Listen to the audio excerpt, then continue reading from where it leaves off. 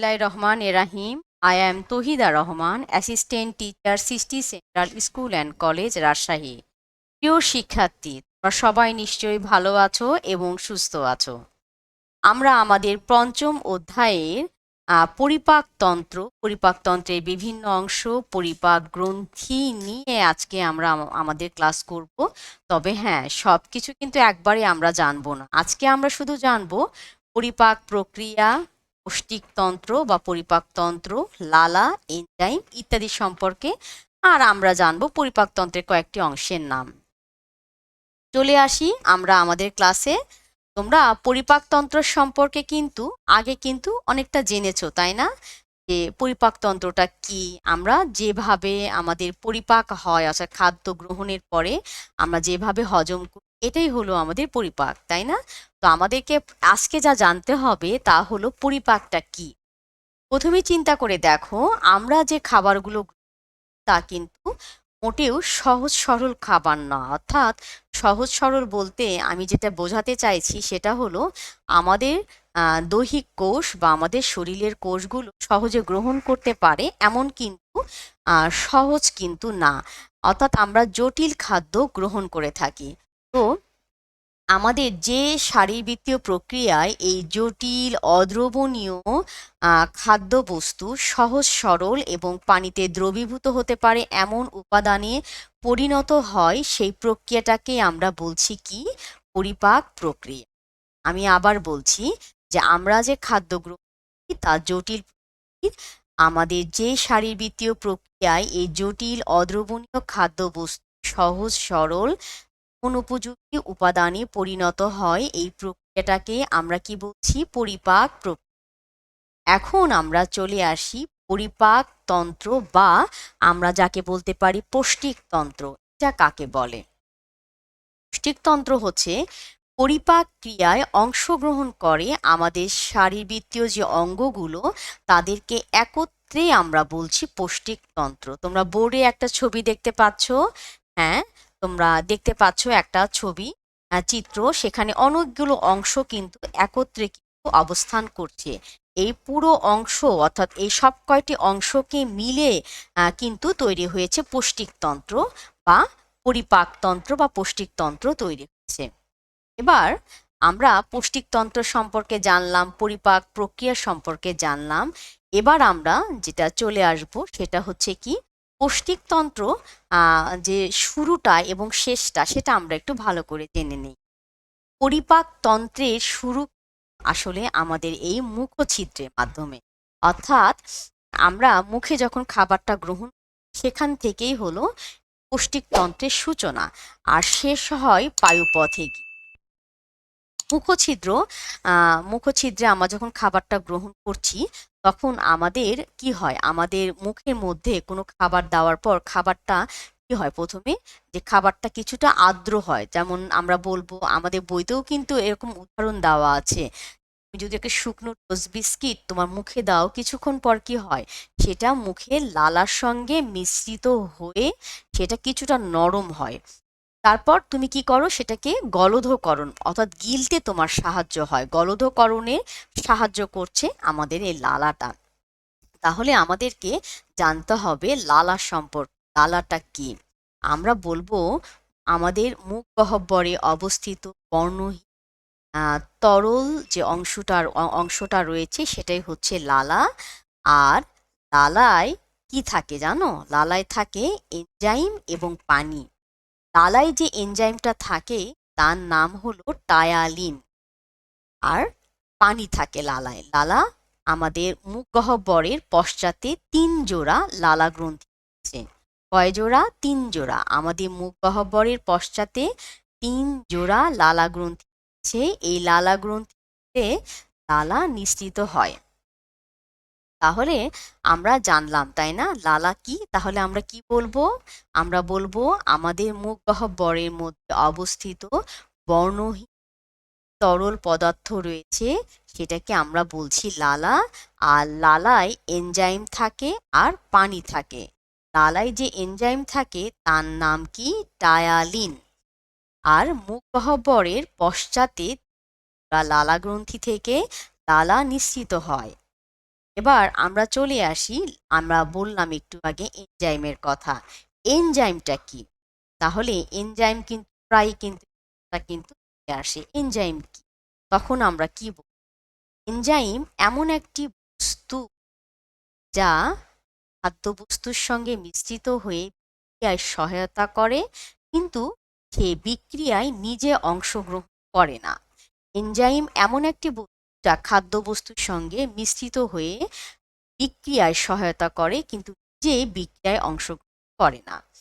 আবার নির্দিষ্ট তাপমাত্রা পর্যন্ত এনজাইম কাজ করে। নির্দিষ্ট এনজাইম নির্দিষ্ট কাজ করে থাকে। আমরা কিন্তু পরে কিন্তু সেটা জানতে পারব। তাহলে আমরা কিন্তু আজকের ক্লাসে কিন্তু বেশ গুরুত্বপূর্ণ কতগুলো সম্পর্কে আমরা জানলাম, তাই না? আজকে আমরা কি জানলাম? পরিপাক প্রক্রিয়া কাকে বলে, পরিপাক তন্ত্র বা পৌষ্টিক তন্ত্র, তারপর জানলাম লালা কি, তারপর জানলাম এনজাইম কি। প্রশ্নগুলো কিন্তু প্রায় আমাদের পরীক্ষায় এসে থাকে এবং আমাদের এই পঞ্চম অধ্যায়ের প্রথম অংশেই কিন্তু এই গুরুত্বপূর্ণ। এবার আমরা আরেকটা জিনিস সম্পর্কে একটু জানবো। কি জানবো? আমাদের পৌষ্টিক তন্ত্রগুলো সিরিয়ালি নামগুলো আমরা জানবো। আমরা যদি আমাদের কথায় চিন্তা করি, প্রথমে আমরা বলবো মুখছিদ্র। মুখছিদ্র কি? মুখছিদ্র পথেই তুমি খাদ্যটা মুখে গ্রহণ করো, তাই না? তাহলে আমাদের মুখছিদ্রে কি রয়েছে? ঠোঁট, একজোড়া ঠোঁট, তাই না? সেই ঠোঁটটা কি করে? আমাদের খাদ্য গ্রহণ সহায়তা করে। তাহলে প্রথমে রয়েছে মুখছিদ্র, তারপর মুখগহ্বর, তারপর চলে আসবো আমরা গলবিল, অন্ননালী, তারপর সিরিয়ালি আমি এখানে লিখেছি, এটা হলো পাকস্থলী। তাহলে প্রথমে কি বললাম? মুখছিদ্র, মুখগহ্বর, গলবিল, অন্ননালী, পাকস্থলী, তারপর পাকস্থলীর পরে চলে আসছে কি? ক্ষুদ্রান্ত। ক্ষুদ্রান্তের অংশ আবার তিনটি অংশে বিভক্ত। এই যে লিখেছি ডিওডেনাম, তারপরে এখানে জেজুনাম, নিচের অংশের নাম হলো ইলিয়াম। তারপর আছে বৃহদন্ত। ক্ষুদ্রান্তের পরে বৃহদন্ত, বৃহদন্ত সিকাম, ব্রণ, মলাশয়। এটা হচ্ছে আমাদের কি? পরিপাক তন্ত্রের বিভিন্ন অংশ। আমাদের কিন্তু এগুলো সিরিয়ালি মনে রাখতে হবে। কাজ তা কিন্তু আমরা পরবর্তী ক্লাসে আমরা জানবো অংশ দ্বারা কি কাজ করে। আমরা একটু শুধু জেনে রাখি, আমরা এখানে আছে কি দেখো, মুখ গহ্বর। মুখ গহ্বরে আমি একটু আগে বললাম, গহ্বরের মাধ্যমে আমরা কি করি? খাবার গ্রহণ। তারপর আমাদের মুখ গহ্বরের মধ্যে কি রয়েছে? জিহ্বা রয়েছে। জিহ্বা কি করে? খাবারগুলোকে নাড়াচাড়া করতে, লালার সঙ্গে মিশ্রিত করতে সাহায্য করে। আমাদের মুখ গহ্বরে রয়েছে কি? দাঁত। স্থায়ী দাঁতের সংখ্যা ৩২টি। উপরের অংশে থাকে ১৬টি, নিচের অংশে থাকে ১৬টি। দাঁত আমাদের রয়েছে মুখ গহ্বরের মধ্যে। দাঁতের মধ্যে আবার কি রয়েছে? ভাগ রয়েছে। সব দাঁত কিন্তু সব কাজ করে না। কি? প্রথমে তোমার যে দাঁতটা রয়েছে প্রথম অংশ, এটা কি? এটা হলো কর্তন দাঁত, তাই না? কর্তন দাঁত। তারপর দেখো আরেকটা দাঁত তোমাদের রয়েছে কিছুটা, আমরা বলবো এইরকম অংশ, এরকম একটু কোণার মতো থাকে। ঠিক কর্তন দাঁতের পরে যে দাঁতটা, সে দাঁতটাকে আমরা কি বলি? আমরা এটাকে বলি ছেদন দাঁত। অনেকের ছেদন দাঁত, এই ছেদন দাঁতটা কিন্তু কি হয়? একটু সরু প্রকৃতির হয়, তাই না? সরু প্রকৃতির হয় মাথাটা। কেন মাথাটা সরু প্রকৃতির হয় সেটা আমরা একটু জানি। এটার কাজে কিন্তু খুব তীক্ষ্ণ একটা কাজ, এই ছেদন দাঁতের কাজটা খুব তীক্ষ্ণ কাজ। মানে সে যে কোনো কিছু ছিঁড়তে সাহায্য করে। তুমি যখন মাংস খাও বা গোশত খাও, তখন কি দাঁতটা দিয়ে, ওই দাঁতটা দিয়ে টেনে ছেঁড়ার চেষ্টা করো। আবার কি ছেদন দাঁতটা সুন্দর হলে মানুষ যখন হাসে দেখতেও সুন্দর লাগে, তাই না? তো আমরা ছেদন দাঁত রয়েছে। প্রথমে অংশটা কর্তন দাঁত, তারপরে ছেদন দাঁত, তারপর রয়েছে অগ্রপ্রেষণ দাঁত, যেটা একদম আমাদের একদম যেটা মাড়ি বা একদম ভেতরের দাঁতের তুলনায় কিছুটা ছোট হয়ে থাকে, বা কিছুটা ছোট আকৃতির হয়ে থাকে। তার নিচের অংশটা অনেকটা এরকম হয়ে থাকে, আমরা বলে থাকি এরকম হয়ে থাকে। তো এটা হচ্ছে অগ্রপ্রেষণ দাঁত। তারপরেরটা তো বেশ বড় হয়ে থাকে, তাই না? এটা হচ্ছে পেষণ দাঁত। তাহলে আমরা দাঁতের নামগুলো আমরা জানলাম, কোন অংশের কি কাজ। এটাও কিছুটা খাদ্যটাকে ছোট ছোট টুকরোয় পরিণত করতে সাহায্য করে। আর পেষণ দাঁতের কাজ তো কি, যে কোনো খাদ্যদ্রব্যকে পিষে একবারে ছোট ছোট টুকরোয় পরিণত করা, এটাই হলো কাজ, তাই না? তাহলে আমরা কিন্তু আজকে জানলাম, আমরা বেশ কিছু অংশ জানলাম যে আমাদের মুখ গহ্বরের মধ্যে আসলে কি কি কাজ চলে। আমরা খাবারটা খাই, তখন এর মধ্যে কি কি কর্মকাণ্ড হয় আমরা কিন্তু জানলাম, তাই না? শুধু খাবার খেলে না, আমাদের জানতে হবে খাবারগুলো মুখ থেকে, অর্থাৎ আমাদের মুখ গহ্বর থেকেই কিন্তু পরিপাক হওয়া শুরু হয়, তারপর চলে যায় আমাদের কোথায়? মুখ গহ্বরের পরে কোন অংশ বলেছিলাম? গলবিল। মুখ গহ্বরের পরে রয়েছে গলবিল, তারপর রয়েছে অন্ননালী। সেগুলো সম্পর্কে আমরা আমাদের পরবর্তী ক্লাসে জানবো, তাই না? প্রিয় শিক্ষার্থী, আমরা এতক্ষণ যে ক্লাসগুলো করলাম, এই ক্লাসের বিষয়বস্তুগুলো আরো পরিষ্কার, আরো সুন্দর একটা ধারণা পাওয়ার জন্য ছোট্ট একটা ভিডিও ক্লিপ আমি তোমাদেরকে এখন দেখাবো। ভিডিও ক্লিপটি দেখে আমার মনে হয় তোমাদের এনজাইম, লালা ইত্যাদি সম্পর্কে আরো সুন্দর একটা ধারণা হয়ে যাবে। ঠিক আছে, তোমরা দেখে নাও। Digestion in human beings. Human beings take food through mouth and digest it in specific organs for digestion. The undigested food is defecated. The food we take passes through a specific canal which begins with buccal cavity and ends at the anus. This canal is called alimentary canal or the digestive tract. The parts of the alimentary canal are buccal cavity, esophagus, stomach, large intestine, small intestine, rectum, and anus. The food gets digested gradually as it passes through the various parts of the tract. Digestive juices secreted by the salivary glands, liver, and pancreas also aid digestion. Mouth and the buccal cavity. Food intake in human beings is through mouth. This process of taking food is called ingestion. Chewing food is very necessary for proper digestion as digestion process starts in the mouth itself. What happens during chewing? The large pieces of food we eat are mechanically broken down into small pieces. Teeth helps us in doing so. Action of saliva on food. During chewing, food mixes with saliva. Saliva is secreted from salivary glands located on the lower jaw between the tongue and teeth. Saliva converts starch in the food into sugars and also softens the food. Tongue. Taste of food can be detected by the taste buds present on the tongue. Tongue is a fleshy muscular organ attached to the floor of the buccal cavity. It is free at the front and moves in all directions. Taste buds appear as small bumps on the tongue and have different regions which help us enjoy different tastes.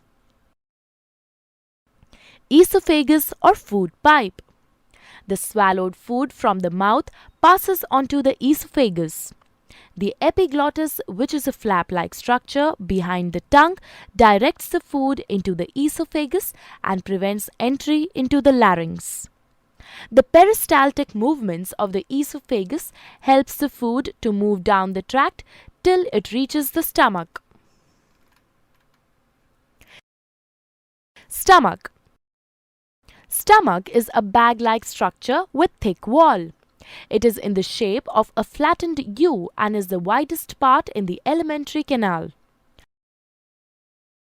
The food that enters the stomach is churned and mixes with the mucus, hydrochloric acid, and digestive juices secreted by the inner lining of the stomach. The acid helps to kill the bacteria present in the food. It also makes the medium in the stomach acidic. The digestive juices secreted by the stomach break down proteins into simpler substances.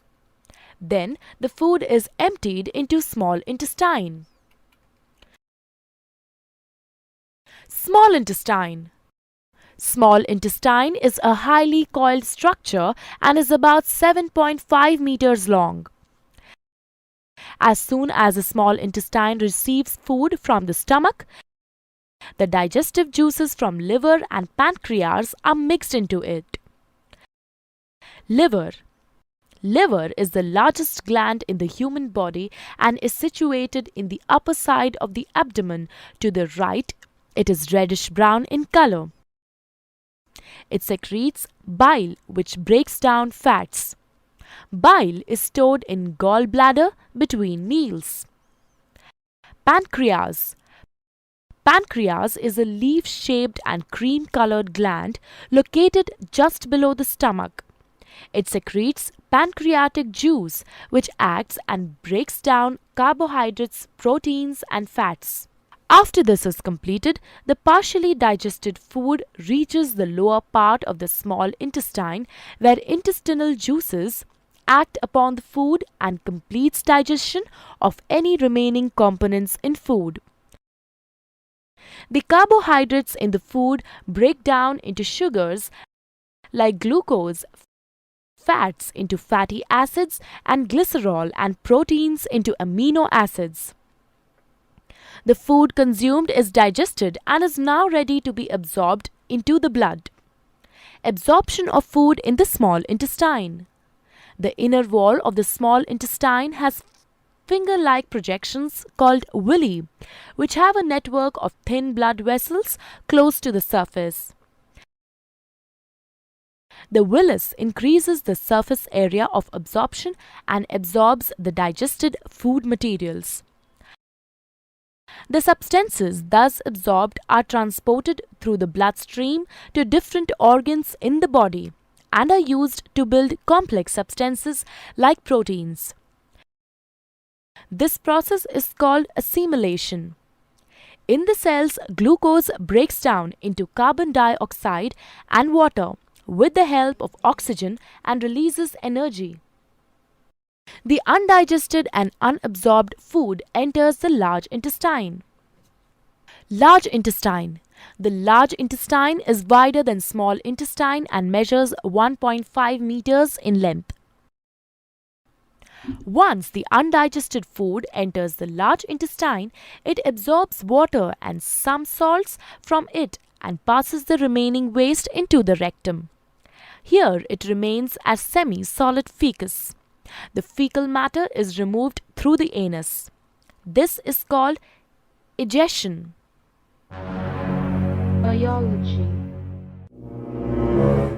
আশা করি video ক্লিপটি দেখার পর আজকের ক্লাসের এই বিষয়গুলো সম্পর্কে তোমাদের ধারণাটি আরো স্পষ্ট হয়েছে, তাই না? আজকে আমরা তাহলে কি জানবো আর তোমাদের হোমওয়ার্কটা কি থাকবে? আজকে তোমাদের হোমওয়ার্ক থাকবে পৌষ্টিকতন্ত্র, পরিপাকতন্ত্র কাকে বলে, এনজাইম কি।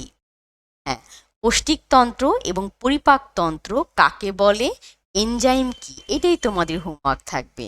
আশা করি তোমরা সব ভালোভাবে বুঝতে পেরেছো। তো সবাই সুস্থ থাকো, সবাই ভালো থাকো, সবাই সুন্দর চরিত্রের অধিকারী হও, সুন্দর সুন্দর গুণাবলী অর্জন করো সবাই।